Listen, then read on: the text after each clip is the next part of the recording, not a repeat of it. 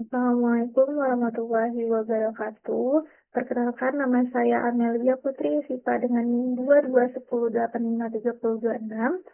Em, yang saya hormati, pembimbing pertama saya Mas Virtual CPAK Rasita MSI, pembimbing kedua saya Kak Dia Ambrani Austin MSI. Pada kesempatan kali ini, saya akan mempresentasikan hasil penelitian skripsi saya yang berjudul Strategi Interseksionalitas dan Koalisi oleh Women March Jakarta dalam memperjuangkan keadilan gender di Indonesia. Nah, lanjut saja saya jelaskan bab 1 pendahuluannya. Penelitian ini berangkat dari satu persoalan utama, yaitu bahwa ketidakadilan gender di Indonesia tidak bisa dilihat hanya sebagai masalah kesenjangan antara laki-laki dan perempuan. Persoalan gender ini jauh lebih kompleks karena berkaitan dengan kelas sosial, pekerjaan, disabilitas, seksualitas, masyarakat adat, akses terhadap hukum, hingga posisi seseorang dalam struktur sosial dan politik. Nah, dengan kata lain, tidak semua perempuan itu mengalami ketidakadilan dengan cara yang sama. Perempuan buruh, perempuan penyandang disabilitas, perempuan adat, korban kekerasan seksual, minoritas seksual, dan pekerja informal itu memiliki pengalaman ketidakadilan yang berbeda-beda. Karena itu, penelitian ini melihat Women March Jakarta sebagai gerakan feminis yang mencoba membangun strategi perjuangan melalui pendekatan interseksionalitas dan koalisi lintas isu. Nah, pada bagian pendahuluan ini, penelitian ini menjelaskan bahwa ketidakadilan gender di Indonesia itu masih berlangsung dalam berbagai bentuk. Misalnya itu masih rendahnya keterwakilan perempuan dalam politik, ketimpangan akses ekonomi, tingginya kekerasan berbasis gender, stigma terhadap korban, kekerasan seksual, serta diskriminasi terhadap kelompok marginal. Nah, persoalan ini menunjukkan bahwa keadilan gender itu tidak cukup dipahami sebagai kesetaraan formal di atas hukum. Keadilan gender juga harus dilihat dari apakah perempuan dan kelompok rentan itu benar-benar memiliki akses, perlindungan, representasi, dan ruang politik yang setara dalam kehidupan sosial. Nah, dari latar belakang tersebut, muncullah pertanyaan penelitian, yaitu bagaimana strategi interseksionalitas dan koalisi oleh Women March Jakarta dalam memperjuangkan keadilan gender di Indonesia. Khususnya itu pada periode 2017 sampai 2025. Nah, di sini tujuan penelitiannya itu adalah untuk mengetahui dan menganalisis strategi interseksionalitas dan koalisi oleh Women March Jakarta dalam memperjuangkan keadilan gender di Indonesia. Nah, penelitian ini menggunakan konsep intersectional feminism dari Kimberly Crenshaw. Nah, konsep ini penting karena menolak pandangan bahwa perempuan adalah satu kelompok yang homogen. Nah, dalam penelitian ini, intersectional feminism itu digunakan melalui 3 dimensi utama, yaitu structural intersectionality, political intersectionality, representational intersectionality. Nah, 3 dimensi ini digunakan untuk membaca strategi Women March Jakarta. Yang pertama itu, structural intersectionality itu digunakan untuk melihat bagaimana ketidakadilan gender dibentuk oleh struktur sosial yang berlapis. Political intersectional itu digunakan untuk melihat bagaimana koalisi dibangun, bagaimana agenda dinegosiasikan, dan bagaimana perbedaan kepentingan antar aktor itu dikelola. Nah, sementara itu representational intersectionality itu digunakan untuk melihat bagaimana pengalaman kelompok marginal direpresentasikan melalui wacana, narasi, simbol, slogan, manifesto, dan tuntutan kebijakan. Nah, secara metodologis, jenis dan pendekatan penelitian ini yaitu kualitatif deskriptif. Batas penelitiannya yaitu pada tahun 2017 sampai 2025. Lalu teknik pengumpulan datanya itu studi perpustakaan atau library research dan penulisan arsip digital dengan jenis data sekunder, unit dan tingkat analisisnya yaitu strategi gerakan. Unit analisisnya itu strategi gerakan UMJ, unit eksplanasinya itu hal yang mempengaruhi sosial, politik dan kebijakan isu gender di Indonesia. Lalu level analisisnya itu adalah negara yaitu Indonesia. Teknik analisis datanya yaitu yang pertama pengumpulan data, lalu reduksi data, penyajian data, dan penarikan kesimpulan. Lalu di sini menggunakan 5 kajian pustaka. Yang pertama yaitu Intersectionality in the Contemporary Women March, Possibilities for Social Change by Sujata Moni 2020. Lalu yang kedua, Intersectionality and Social Movement, A Comparison of Environmentalist and Disability Rights Movement oleh Lydia Ayame Iraide dan Elizabeth Evans pada tahun 2025.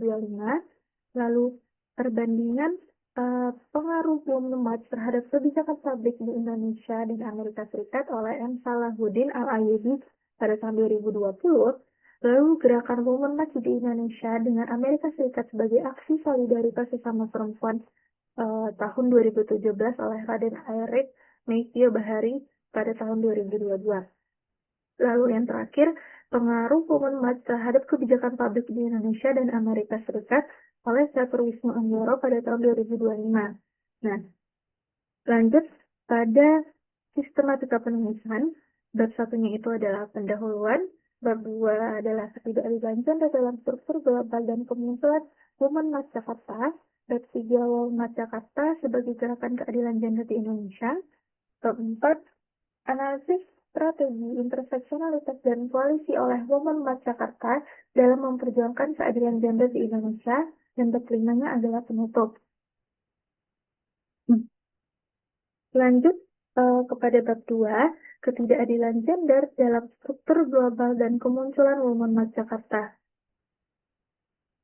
Nah, pada bab ini itu menjelaskan konteks ketidakadilan gender dalam struktur global dan kemunculan Women March Jakarta. Nah, penelitian itu menunjukkan bahwa ketidakadilan gender itu bukan hanya persoalan domestik di Indonesia, tetapi juga bagian dari struktur global yang masih timpang. Perempuan di berbagai negara itu tetap menghadapi keterbatasan dalam akses pekerjaan yang layak, perlindungan sosial, pendidikan, dan ruang pengambilan keputusan. Nah, ketimpangan ini menunjukkan bahwa persoalan gender itu tidak hanya terjadi pada level individu, tetapi juga dipengaruhi oleh struktur ekonomi, politik, dan sosial global yang masih menempatkan perempuan pada posisi rentan. Nah, di Indonesia, ketidakadilan gender itu terlihat dalam berbagai bidang, seperti politik, ekonomi, sosial budaya, pendidikan, dan lingkungan. Nah, perempuan itu masih menghadapi rendahnya keterwakilan politik, ketimpangan akses kerja, beban domestik yang tidak setara, serta kekerasan berbasis gender. Nah, kondisi ini tuh semakin kompleks karena kelompok marginal seperti penyandang disabilitas, buruh informal, masyarakat adat, dan minoritas seksual itu mengalami diskriminasi yang lebih berlapis gitu. Lanjut, yaitu faktor penyebab ketidakadilan gender. Ketidakadilan gender di Indonesia itu tidak hanya berdiri sendiri, melainkan dipengaruhi oleh kuatnya budaya patriarki, norma sosial yang bias gender, konservatisme sosial keagamaan, serta dinamika politik nasional. Faktor-faktor tersebut membuat perempuan dan kelompok rentan itu seringkali tidak memperoleh perlindungan yang setara, bahkan ketika secara hukum hak-hak mereka itu telah diakui. Lalu, bagaimana kebijakan dan peran negara dalam isu gender? Nah, negara ini memiliki peran penting dalam merespon ketidakadilan gender melalui pembentukan kebijakan, perlindungan hukum, dan penyediaan mekanisme keadilan bagi korban. Salah satu bentuk kemajuan tersebut terlihat dari pengesahan RUU TPKS yang menjadi dasar hukum penting dalam penanganan kekerasan seksual. Namun, peran negara ini belum sepenuhnya efektif karena masih terdapat kesenjangan antara regulasi dan praktik di lapangannya. Nah, lemahnya implementasi kebijakan ini dan rendahnya perspektif gender aparat penegak hukum, stigma terhadap korban, serta kuatnya budaya patriarki ini menunjukkan bahwa negara itu belum sepenuhnya mampu menjamin keadilan gender secara substantif. Lalu, bagaimana relevansi kemunculan Women March Jakarta dengan kondisi ketidakadilan gender di Indonesia? Kemunculan Women March Jakarta ini menjadi relevan karena ketidakadilan gender di Indonesia itu tidak cukup diselesaikan hanya melalui kebijakan negara yang bersifat formal. PMJ ini hadir sebagai respon kritis masyarakat sipil terhadap lambannya negara dalam menangani kekerasan berbasis gender, diskriminasi sosial, dan marginalisasi kelompok rentan. Gerakan ini tidak hanya menuntut perlindungan terhadap perempuan, tetapi juga memperluas makna keadilan gender dengan menghubungkannya pada isu buruh, disabilitas, minoritas seksual, masyarakat adat, demokrasi, dan hak kelompok marginal. WMG ini dapat dipahami sebagai ruang perlawanan sekaligus konsolidasi gerakan feminis dan menekankan negara agar tidak hanya menghasilkan regulasi, tetapi juga menghadirkan keadilan yang nyata, inklusif, dan berpihak pada kelompok yang paling rentan. Lalu, bab 3 yang membahas Women March Jakarta sebagai gerakan keadilan gender di Indonesia. Nah, latar belakang kemunculan WMJ. WMJ ini muncul sebagai bagian dari resonansi gerakan Women March Global, tetapi di Indonesia ini gerakan ini tidak dapat dipahami sekedar adopsi gerakan dari barat saja. WMJ ini lahir dari kondisi lokal yang ditandai oleh kekerasan berbasis gender, budaya patriarki, lemahnya perlindungan negara, serta marginalisasi kelompok rentan.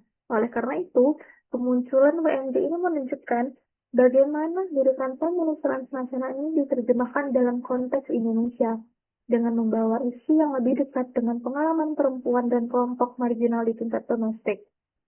Lalu, orientasi perjuangan WMJ ini tidak hanya menempatkan perempuan sebagai satu kelompok yang homogen, tetapi melihat bagaimana pengalaman ketidakadilan gender ini berbeda-beda tergantung pada kelas sosial, disabilitas seksual, status pekerjaan, etnisitas, dan posisi sosial lainnya. Dengan mengangkat isu buruh, penyandang disabilitas, masyarakat adat, minoritas seksual, pekerja rumah tangga, dan kelompok rentan lainnya itu, WMJ ini menunjukkan bahwa keadilan gender itu tidak cukup dibatasi pada kesetaraan formal, melainkan harus menyentuh struktur ketimpangan yang membuat kelompok tertentu ini mengalami diskriminasi yang lebih berat. Lalu,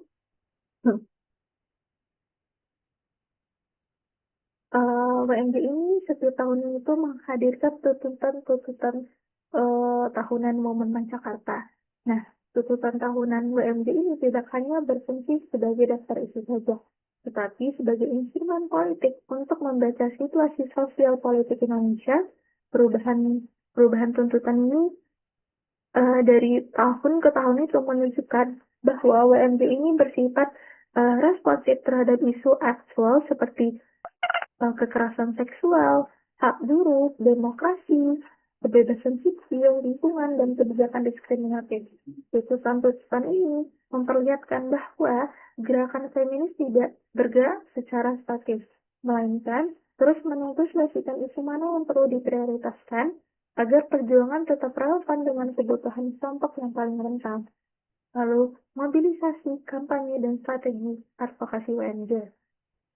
Nah, praktik gerakan WMJ ini dilakukan melalui aksi massa yang mereka itu setiap tahun turun ke jalan setiap bulan Maret, atau bahkan demo mereka juga ikut turun, kampanye digital, penyebaran poster, slogan, infografi, siaran pers, dan webinar edukasi publik itu di Instagram yang menjadikan penggunaan media sosial itu untuk membangun kesadaran publik bahwa WMJ tidak hanya mengandalkan aksi jalan sebagai simbol perlawanan, tetapi juga memanfaatkan ruang digital sebagai arena produksi wacana dan tekanan politik.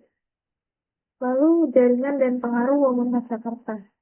Women March Jakarta ini membangun jaringan dengan berbagai organisasi masyarakat sipil, komunitas feminis, kelompok buruh, komunitas disabilitas, minoritas seksual, organisasi lingkungan, aktivis HAM, dan jaringan internasional. Contohnya yaitu ada Greenpeace, Arus Pelangi, LBH, dan masih banyak lainnya. Nah, pengaruh UMD ini tidak bisa dilihat secara sempit saja sebagai aktor tunggal yang menghasilkan perubahan kebijakan, melainkan UMD sebagai bagian dari ekosistem gerakan masyarakat sipil yang memperkuat tekanan publik terhadap negara. Kontribusi utama UMD ini terletak pada kemampuannya yaitu untuk memperluas diskursus keadilan gender, menghubungkan berbagai isu marginal ke dalam satu agenda kolektif, serta mendorong negara agar lebih responsif terhadap tuntutan perlindungan dan keadilan substansi. Lalu, bab 4, analisis strategi interseksionalitas dan koalisi oleh Women Mas Jakarta dalam memperjuangkan keadilan gender di Indonesia. Nah, yang pertama itu adalah struktural interseksionality sebagai strategi pemaknaan. Nah, dalam dimensi ini, WMD itu memaknai ketidakadilan gender sebagai persoalan yang berlapis. Artinya itu adalah ketidakadilan gender itu tidak hanya disebabkan oleh relasi antara laki-laki dan perempuan, tetapi juga oleh struktur sosial yang lebih luas seperti patriarki, kapitalisme, ableisme, konservatisme sosial, krisis lingkungan, serta relasi kuasa negara. Melalui struktural interseksionality ini, WMG itu tidak hanya melihat perempuan sebagai kategori tunggal, perempuan buruh, perempuan adat, penyandang disabilitas, korban kekerasan seksual, minoritas seksual, dan pekerja informal itu memiliki pengalaman ketidakadilan yang berbeda-beda. Nah, contohnya itu perempuan buruh itu tidak hanya menghadapi diskriminasi gender, tetapi juga eksploitasi ekonomi dan minimnya perlindungan kerja. Lalu penyandang disabilitas itu tidak hanya menghadapi kekerasan berbasis gender, tetapi juga hambatan akses terhadap layanan hukum, kesehatan, dan ruang publik. Lalu masyarakat adat itu tidak hanya menghadapi ketimpangan gender, tetapi juga persoalan tanah, lingkungan, dan pengakuan negara. Nah, struktural intersectionality itu terdapat 3 aspeknya utamanya juga, yaitu struktur sosial, diskriminasi sosial, dan pengalaman perempuan. Nah, struktur sosial itu menunjukkan bahwa ketidakadilan gender diproduksi oleh sistem yang lebih luas, seperti hukum, ekonomi, budaya, dan negara. Nah, lalu diskriminasi sosial terlihat dari praktik stigma, victim blaming, kekerasan, eksklusi, dan marginalisasi terhadap kelompok rentan, serta pengalaman perempuan yang menunjukkan bahwa pengalaman ketidakadilan gender itu tidak bisa disamaratakan karena sangat dipengaruhi oleh posisi sosial masing-masing kelompok. Ya, kekuatan UMG dalam dimensi struktural interseksionality ini adalah kemampuannya itu untuk memperluas cara pandang publik tentang gender. UMG ini tidak hanya mengatakan bahwa perempuan mengalami ketidakadilan, tetapi menunjukkan bahwa ketidakadilan gender itu selalu beririsan dengan isu lain. Namun, tantangannya adalah ketika terlalu banyak isu yang dimasukkan ke dalam satu agenda, gerakan berisiko menjadi terlalu luas dan kehilangan kedalamannya gitu. Nah, jika tidak dikelola dengan baik, interseksionalitas ini bisa berubah menjadi sekedar penyusutan banyak kelompok marginal, tapi belum tentu memberikan ruang yang cukup bagi masing-masing kelompok untuk menjelaskan pengalaman dan kebutuhannya secara mendalam. Lalu yang kedua adalah political intersectionality dalam koalisi Women Mas Jakarta. Nah, dimensi ini menjelaskan bagaimana Women Mas Jakarta itu membangun koalisi lintas isu dan lintas aktor. Koalisi tidak bisa dipahami hanya sebagai berkumpulnya banyak organisasi. Tetapi, koalisi adalah proses politik yang melibatkan negosiasi, penyusunan agenda, pembentukan prioritas isu, dan pengelolaan perbedaan kepentingan antar aktornya. Nah, dalam Women Mas Jakarta, koalisi dibangun melibatkan organisasi perempuan, kelompok buruh, komunitas disabilitas, minoritas seksual, masyarakat adat, organisasi lingkungan, aktivis HAM, bahkan mahasiswa, serta jaringan masyarakat sipil lainnya itu untuk nah keberagaman aktor ini menjadi kekuatan karena WMJ ini dapat memperluas basis gerakan dan menghubungkannya berbagai isu ke dalam satu agenda kolektif. Namun keberagaman ini justru nantinya itu ditakutkan akan menghadirkan tantangan karena setiap aktor itu memiliki fokus, kepentingan, strategi, dan sumber daya yang berbeda. Nah, dalam aspek proses negosiasi gerakan, WMJ ini mempertemukan berbagai kepentingan antar aktor. Contohnya itu seperti kelompok buruh lebih menekankan isu upah, perlindungan kerja, dan hak pekerja rumah tangga. Komunitas disabilitas itu menekankan akses dan perlindungan dari diskriminasi. Nah, kalau kelompok korban kekerasan itu menekankan perlindungan hukum dan pemulihan korban. Dan minoritas seksual itu menekankan pengakuan, keamanan, dan perlindungan dari kekerasan juga. Nah, dari semua ini perlu dinegosiasikan agar dapat masuk ke dalam agenda bersama tanpa saling menyingkirkan satu sama lain. Lalu pada penyusunan agenda gerakan, Muhammad Jakarta ini menggunakan manifesto, liputan tahunan, kampanye, dan aksi massa untuk menyusun agenda kolektif.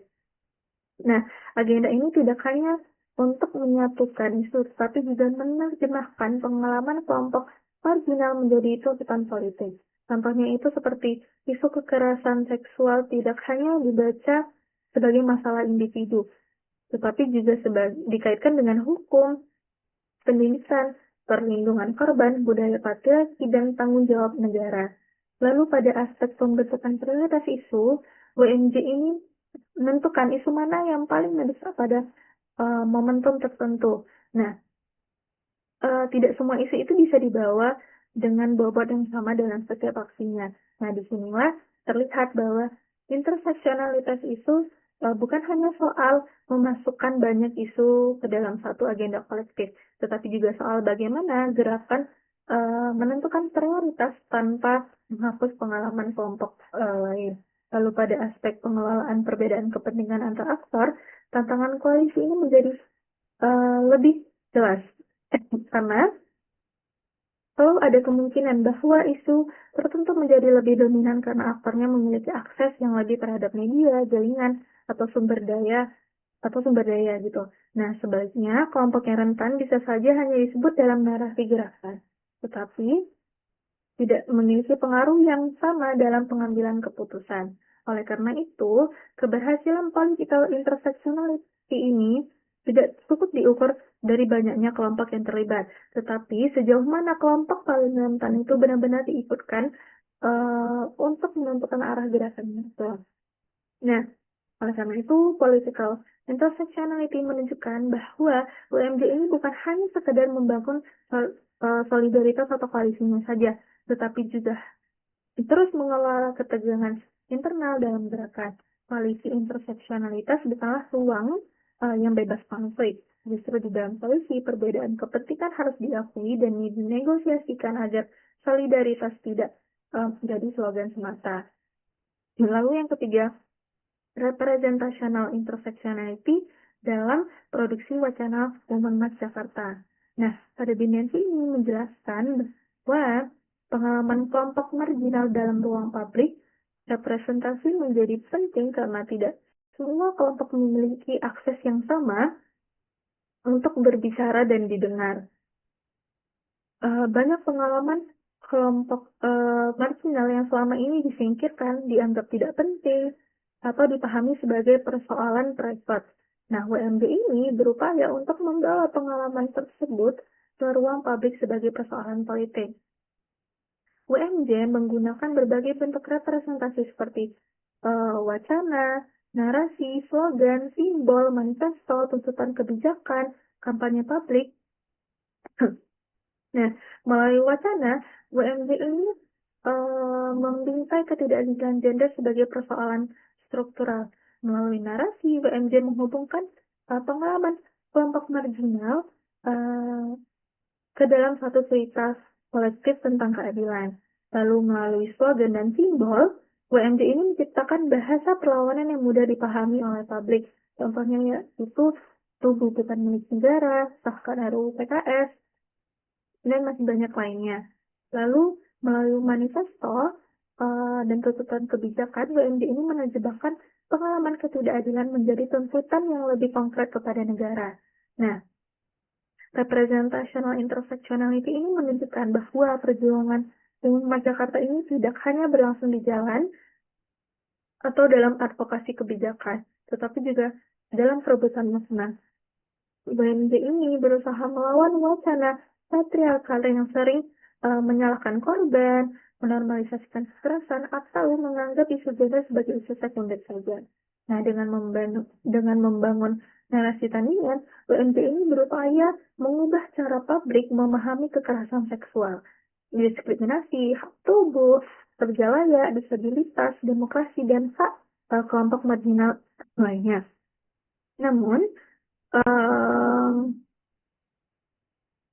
maaf, dari tiga dimensi tersebut dapat disimpulkan bahwa strategi WMD ini bekerja dalam tiga lapisan. Pada lapisan pertama, WMD ini membangun cara baca struktural ketidakadilan gender. Pada lapisan kedua yaitu membangun koalisi lintas aktor untuk menerjemahkan pengalaman yang beragam menjadi agenda politik bersama. Lalu pada lapisan ketiga, WMD memproduksi wacana publik agar pengalaman kelompok marginal memperoleh ruang legitimasi publik.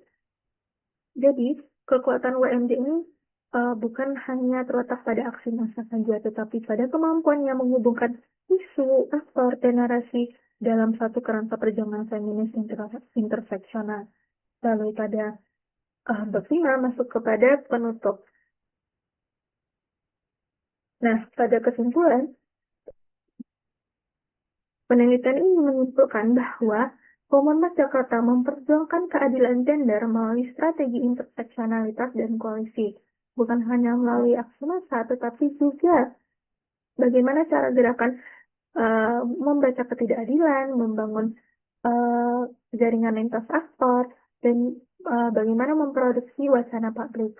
WMD ini memandang ketidakadilan gender sebagai persoalan berarti yang berkaitan dengan patriarki, kapitalisme, heteronormativitas, normativitas, ableisme, konservatisme sosial, isu lingkungan, serta relasi kuasa negara. Nah, melalui dimensi struktural, political, dan representational intersectionality, WMD ini berupaya menghubungkan isu buruh, isu perempuan, disabilitas, minoritas seksual, masyarakat adat, lingkungan, dan demokrasi ke dalam satu agenda feminis kolektif. Dengan demikian, WMD dapat dipahami sebagai ruang konsolidasi gerakan feminis interseksional dan mendorong perubahan sosial, politik, dan wacana keadilan gender di Indonesia. Nah, untuk saran, WMD ini perlu memperkuat keterlibatan kelompok marginal dalam pengambilan keputusan agar interseksionalitas ini tidak hanya menjadi narasi, tetapi benar-benar hadir dalam praktik. Pemerintah juga perlu merespon isu gender secara lebih serius untuk melalui kebijakan yang lebih inklusif, berpihak pada korban, efektif, dan implementasi. Nah, demikian presentasi dari saya. Terima kasih atas perhatiannya dan kesempatannya. Wassalamualaikum warahmatullahi wabarakatuh.